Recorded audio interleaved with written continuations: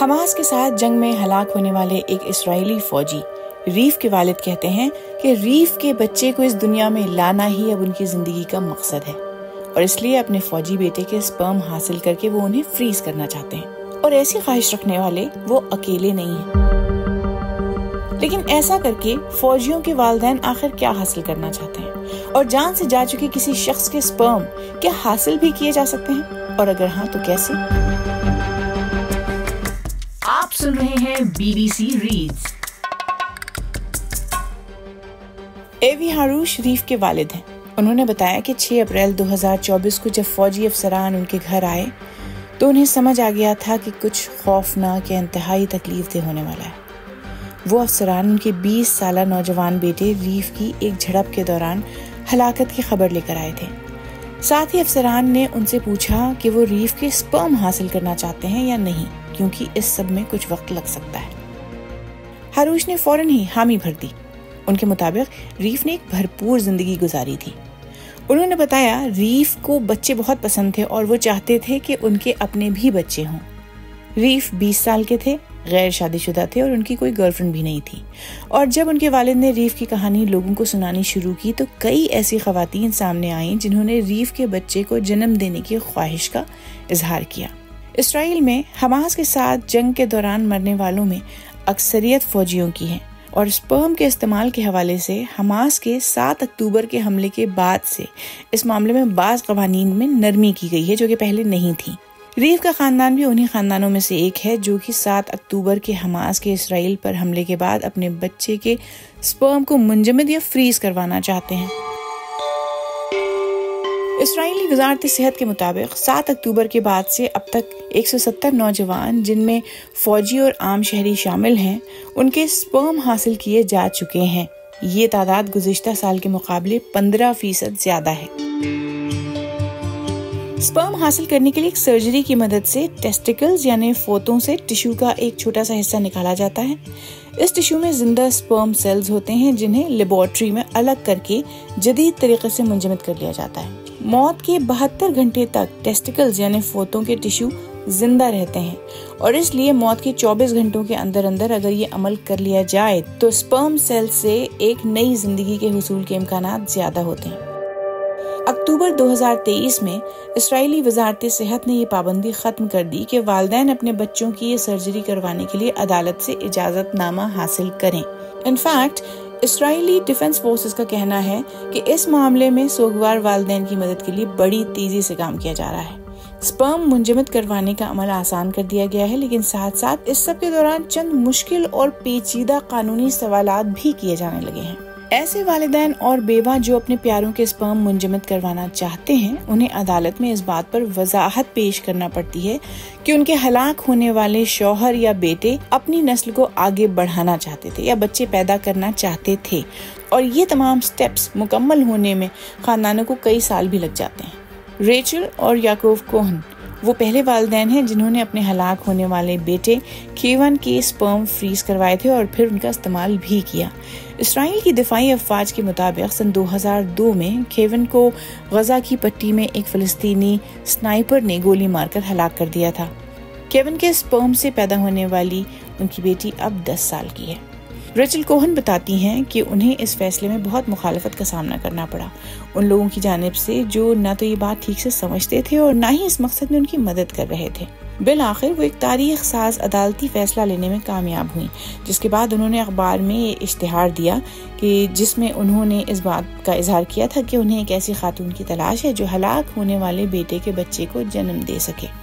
ایرت جنہوں نے مکمل نام شیئر نہیں کیا ہے ان درجنوں خواتین میں شامل تھیں جنہوں نے اس اشتہار کا جواب دیا تھا۔ وہ اس وقت سنگل تھیں۔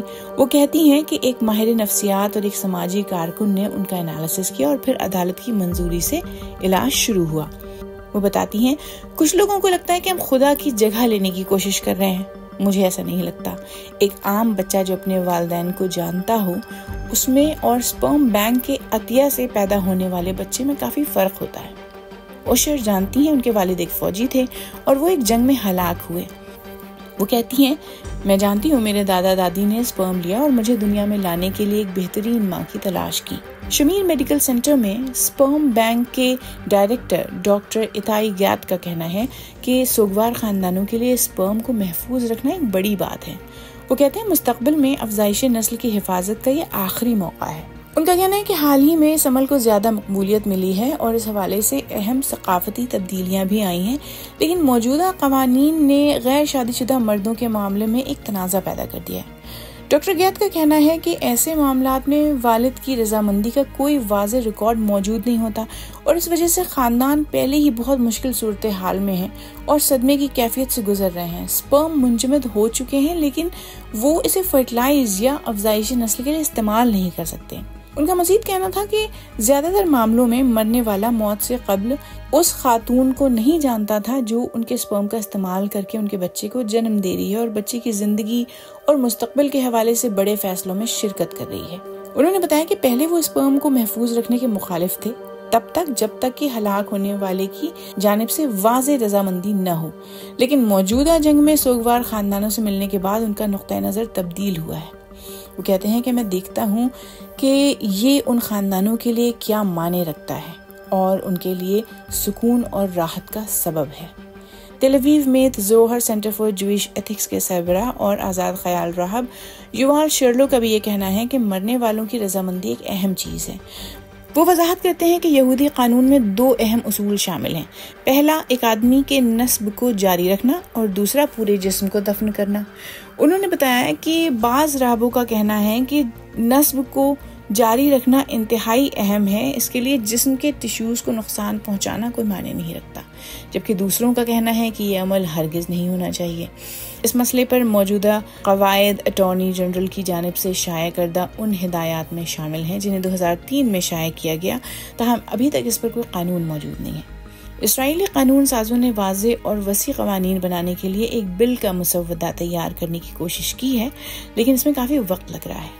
اس عمل سے واقف لوگوں نے BBC کو بتایا کہ ایک تنازع یہ بھی پیدا ہوا ہے کہ ہلاک ہونے والے مردوں کی واضح رضامندی ہونی چاہیے کہ ان کے مرنے کے بعد ان کے سپرم کو بچہ پیدا کرنے کے لیے استعمال کیا جائے یا نہیں۔ دوسرا تنازع یہ کہ کیا ان بچوں کو وہی مراعات ملیں گی جو ڈیوٹی کے دوران ہلاک ہونے والے فوجیوں کے بچوں کو ملتی ہیں یا نہیں۔ اسرائیلی میڈیا نے ایسی کئی رپورٹس بھی شائع کی ہیں جن کے مطابق بیواؤں اور والدین کے درمیان اس بات پر بھی اختلاف ہے کہ ہلاک ہونے والے کے سپرم پر کس کا زیادہ حق ہے، والدین کا یا بہو کا، خاص طور پر ایسی بیوہ خواتین جو سپرم کو بچہ پیدا کرنے کے لیے استعمال نہیں کرنا چاہتی۔ وہ والدین جنہوں نے پہلے سے ہی اپنے بیٹے کے سپرم منجمد کروا لیے تھے، انہیں ڈر ہے کہ اگر کوئی قانون سازی ہو بھی جاتی ہے تو وہ صرف مستقبل میں مرد کی رضامندی کے مسائل کو حل کرے گی اور انہیں عدالت میں طویل قانونی لڑائی لڑنے سے نہیں بچا پائے گی۔ واضح ہے کہ حماس کے اسرائیل پر حملے میں 1200 افراد کی ہلاکت ہوئی اور 251 کو یرغمال بنا لیا گیا تھا۔ اسرائیل کی جانب سے حماس کے اس حملے کے جواب میں غزہ میں ایک بڑے ملٹری آپریشن کا آغاز ہوا، جس میں حماس کے زیر انتظام وزارت صحت کے مطابق 39,000 سے زیادہ فلسطینی مارے جا چکے ہیں اور اس جنگ میں 400 اسرائیلی فوجیوں کی بھی ہلاکت ہوئی ہے۔ BBC ریڈز BBC ریڈز کے ذریعے ہماری یہی کوشش ہے کہ BBC اردو کی ویب سائٹ کی وہ سٹوریز جن میں آڈینس کی دلچسپی زیادہ نظر آتی ہے انہیں اور بھی زیادہ لوگوں تک کیوں نہ پہنچایا جائے۔ تو ہم پڑھیں اور آپ سنیے اور اپنے دوستوں اور ساتھیوں کو بھی سنائیے۔